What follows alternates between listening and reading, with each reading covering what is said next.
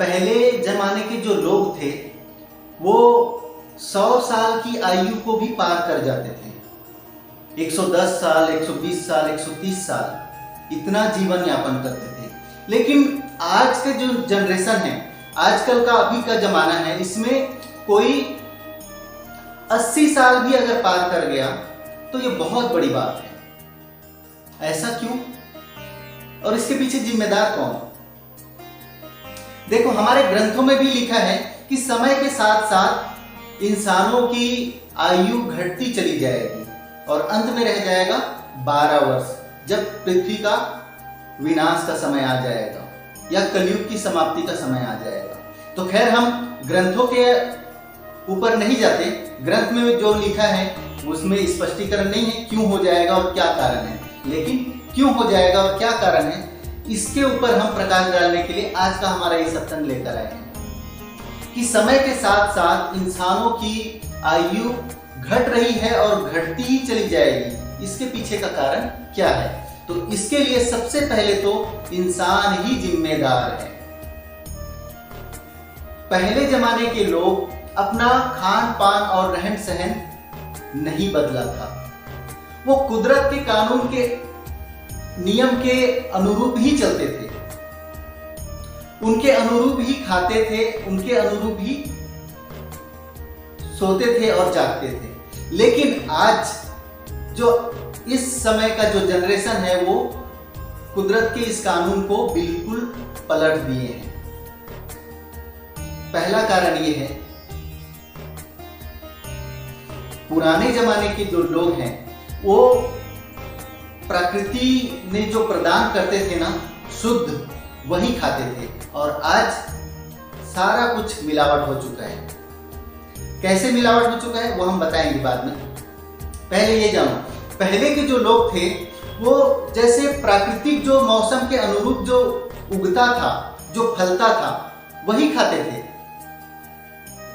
और यदि वो दूसरे मौसम में नहीं मिलता तो उसके वो क्या करते थे कि उसको सुखा कर रख देते थे, तोड़ कर लाते थे, काटते थे, सुखाते थे और जमा करके रख देते थे। तो दूसरे सीजन में अगर नहीं मिल रहा है तो उस सीजन में उसका इस्तेमाल करते थे। इस तरह से अनाज का संचय करके रखते थे, सब्जी हो, भाजी हो, तरकारी हो, जो कुछ भी हो, क्योंकि उस जमाने में हर एक सब्जी हर एक मौसम में नहीं मिलता था। आज हमें हर एक सब्जी, हर एक तरकारी हमें हर एक मौसम में मिल जाता है।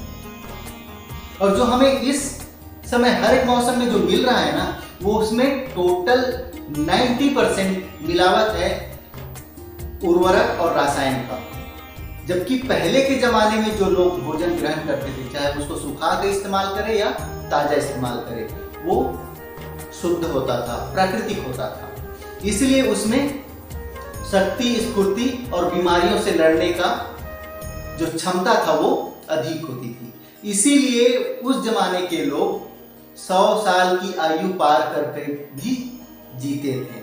लेकिन आज इस जमाने के लोगों को 80 पार करना बहुत बड़ी बात है। देखो, हमारे जो इस जनरेशन के जो लोग हैं, है ना, काफी पढ़े लिखे हैं और विज्ञान का सहारा लेकर तरह तरह के औषधि, रासायन, उर्वरक ये सब बना लिए हैं। आज हमें हर एक सब्जी, तरकारी जो उस मौसम का सब्जी नहीं है या उत्पादन नहीं है, फल, फूल, सब्जी कुछ भी हो, वो भी हम आज हासिल कर लिए हैं, क्योंकि रासायन और उर्वरक का और औषधियों का इस्तेमाल करके। जो रासायन और उर्वरक के इस्तेमाल से, औषधियों के इस्तेमाल से जो हम सब्जी, भाजी, तरकारी जो उत्पादन कर रहे हैं, उसमें 90% रासायन ही होते हैं। वही कारण है जो इंसानों के शरीर में तरह तरह की बीमारियां भी उत्पन्न करता है और आयु भी घटाता है। लोगों ने प्रकृति का जो नियम है और उसके कानून है ना, उसको अपने मन मुताबिक तोड़कर इस्तेमाल कर रहे हैं। जो प्रकृति के नियम को तोड़कर जो चलेगा तो निश्चित है अंत तो नजदीक आएगा ही और शीघ्र आएगा। विज्ञान के सहारे से, विज्ञान के भरोसे से इंसानों ने क्या से क्या नहीं किया है। हाँ, ये जरूर है कि विज्ञान की सहायता से विकास अत्यधिक हुई है, लेकिन विज्ञान के दुरुपयोग से विनाश भी तो है। इसके तरफ कोई देखना नहीं चाहता या समझना नहीं चाहता। विज्ञान मानव जाति को विकास के शिखर पर लेकर जा रहा है, तो इसका भविष्य में असर क्या होगा? देखो, विज्ञान से विकास ये बिल्कुल संभव है और हो भी रहा है, लेकिन इसका मतलब ये नहीं है कि सिर्फ विकास ही होगा। अगर विज्ञान का दुरुपयोग भी होने लगा तो विनाश भी होगा। अब विज्ञान ने बहुत कुछ, सारा कुछ लाकर इस मानव जाति को दे दिया है, परोस दिया है कि इसको तुम इस्तेमाल करो, लेकिन इंसानों ने विज्ञान का इस्तेमाल नहीं, उसका दुरुपयोग करने लगा है। हर चीज में उसका दुरुपयोग ही होता आ रहा है, क्योंकि आज के जो लोग हैं, जो इंसान है, वो अपना स्वार्थ सबसे पहले देखता है, स्वार्थी हो चुका है, और स्वार्थ को ध्यान में रखकर ही विज्ञान का दुरुपयोग होता है। अब सब्जी भाजी तरकारियों में या भोजन में, अनाजों में जरूरत से ज्यादा रासायन उर्वरक का इस्तेमाल होगा तो उसमें कुदरती पौष्टिक आहार कहां से मिलेगा? उसमें सबसे ज्यादा तो रासायन का विष गुण ही मिलेगा ना। सबको प्रॉफिट चाहिए, इसलिए किसान हो या जवान हो या कोई भी हो, अत्यधिक इस्तेमाल ही कर रहा है। किसी भी चीज का जरूरत से ज्यादा अगर इस्तेमाल किया जाए तो वो विकास नहीं, विनाश बनता है। विज्ञान ने जो आए हैं, विज्ञान की वजह से ही आज हर एक देश तरक्की कर रहा है। हमारे पास मोबाइल है, गाड़ियां हैं, विमान है, मिसाइल है, बम है, बारूद है, सारा कुछ तो ला कर दे दिया है विज्ञान ने। लेकिन इसके एक गलत इस्तेमाल से पूरे संसार का विनाश हो सकता है। ये अणुबम, परमाणु बम, ये भी तो विज्ञान का ही देन है कि नहीं? लेकिन इसका इस्तेमाल अगर हो गया एक भी बार तो धरती का पूरा विनाश हो जाएगा। तो सबसे पहले विज्ञान ने विनाश का ही औजार इंसानों के हाथ में दिया है। अब अपनी अपनी सोच रहती है कि कौन सा देश विज्ञान का किस तरह से इस्तेमाल कर रहा है। कोई अपनी रक्षा के लिए सिर्फ बम और बारूद बना रहा है, नाम दे रहे हैं रक्षा के लिए, लेकिन बम और बारूद ही बना रहा है। तो कोई किसी जीव से जबरदस्ती बच्चा पैदा करा रहा है, मुर्गियों से जबरदस्ती अंडा दिला रहा है, और जानवरों से दूध दिला रहा है। तो ये कुदरत के कानून को तोड़ना नहीं है तो और क्या है? जैसे जैसे इंसान अधर्मी होता जाएगा और अधर्म बढ़ता चला जाएगा, वैसे वैसे ही इस पृथ्वी का, इस धरती का विनाश नजदीक आते जाएगा, उतनी ही शीघ्रता से नजदीक आता जाएगा। ये विज्ञान ही है जो विकास लेकर आया है, और ये विज्ञान ही है जो विनाश भी लेकर आएगा।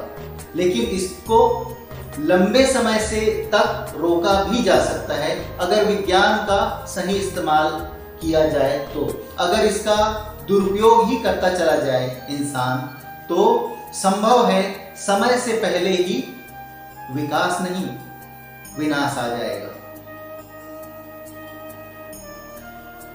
विज्ञान की ही सुनकर, देखकर आज जंगलों की कटाई, पेड़ पौधों की कटाई और न जाने क्या क्या हो रहा है, जिसके वजह से ये वातावरण प्रदूषण, क्लाइमेक्स चेंज, तरह तरह की मुसीबतें आ रही है और आती चली जाएगी। विज्ञान ही एक कारण है जिसकी वजह से तरह तरह की बीमारियां और तरह तरह की औषधियां दोनों भी आ रही हैं। देखो, हर एक चीज का दो पहलू होता है, एक मुनाफे का होता है और दूसरा घाटे का होता है। और ये दोनों डिपेंड करता है सिर्फ सदुपयोग और दुरुपयोग के ऊपर। अगर दुरुपयोग करोगे तो घाटे का ही सौदा करते चले जाओगे और सदुपयोग करोगे तो नफे का। तो ये विज्ञान जो वरदान है इंसानों के लिए, अगर इंसान चाहे तो इसको वरदान ही रहने देगा और ऐसे ही चलने देगा, और अगर जरूरत से ज्यादा स्वार्थ में आ जाए तो ये विज्ञान ही विनाश का सबसे बड़ा कारण बनेगा। तो विज्ञान अभिश्राप है या वरदान? अभी हम शुरुआत में बात कर रहे थे कि पहले के लोग जीते थे 100 साल से ऊपर, अब के लोग क्यों नहीं जी रहे हैं? इसके पीछे सिर्फ और सिर्फ विज्ञान है। विज्ञान के चलते लोगों ने स्वार्थ में आया कि हम भी ऐसा करेंगे वैसा करेंगे, हर एक चीज को पाने की शीघ्रता जो समय से पहले ला कर दे दे। अब यही सब तो विज्ञान ही तो सब्जियों में, फल फूल में इस्तेमाल होने लगा है। जो जिस फल को 1 महीने में पक कर तैयार होना चाहिए, वो विज्ञान की सहायता से सिर्फ 1 हफ्ते में पक कर तैयार हो जाता है। जिसे 1 महीने में तैयार होना चाहिए वो 1 हफ्ते में। तो उसमें प्राकृतिक गुण कहां से? उसमें तो औषधि गुण आ गया ना, रासायनिक गुण आ गया। तो वो इंसानों की आयु को घटाएगा या बढ़ाएगा? यहां जो सब्जी भाजी जो भी उत्पादन होता है, जो भोजन हमारे लिए जो तैयार होता है ना, जो जमीन से उगता है, लोगों ने अपने स्वार्थ के लिए, सिर्फ पैसा कमाने के लिए उसमें इतनी औषधियां डाल दिए हैं। अलग मौसम में वो फसल पैदा करेंगे और उसको फसल को कीड़े ना खाए, इसलिए तरह तरह के कीटनाशक। उसमें किसी सब्जी में हरापन नहीं है, उसको हरापन कर लाने के लिए उसके लिए अलग सी दवाई। अगर कोई फल बड़ा होने से पहले ही अगर मुड़ने लगे, जैसे ककड़ी, लौकी या और दूसरा कुछ अन्य फल, तो उसमें भी औषधि, मतलब टोटल औषधि दवाई रासायनिक ही है उसमें। तो फिर इंसानों की आयु कम नहीं होगी तो क्या बढ़ेगी? इसीलिए जो समझदार हैं, जो गांव के रहने वाले लोग हैं, जो अपना स्वास्थ्य का या अपनी उम्र का सही ढंग से ख्याल करते हैं ना, वो लोग स्वयं के घरों में ही या अपने छत में थोड़ा सा मिट्टी जमा करके नेचुरल उगाने का प्रयास करते हैं और ज्यादातर वही खाते हैं। बाजार में मिलने वाला कम कर देते हैं। मैं ये नहीं कह रहा हूं कि अगर बाजार से नहीं खरीदा जाए तो इंसान नहीं चल सकता या बिल्कुल नहीं खरीदना चाहिए, ये भी नहीं कह रहा हूं। लेकिन इस्तेमाल वहां से भी होगा, और सबसे ज्यादा इस्तेमाल कहां से होना चाहिए ये आपके ऊपर है।